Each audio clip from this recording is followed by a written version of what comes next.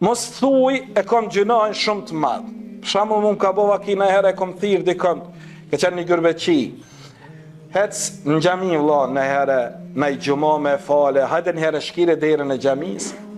Ai për shkak gjunohave të veta, që vetë Zoti e din dhe ai e din gjunahet e veta, më tha, hoq, unë s'kom fytyr me hi në xhami se se din unë çka kom bë.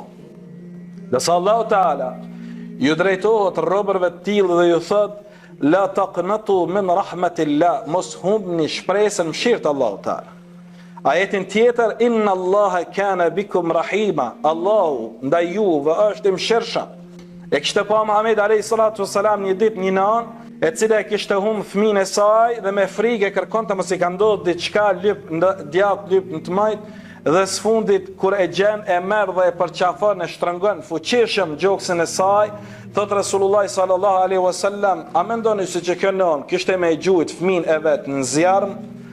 Thana se si ja Resulullah, ç'është mund nona normale me gjujt fëmin në zjarm?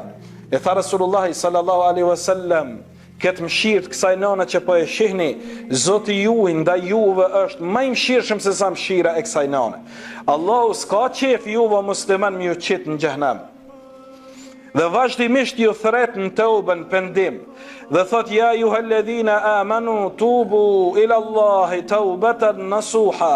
O ju që keni besu, pendohuni, kthehuni Zotit tuaj me pendim të sinqert.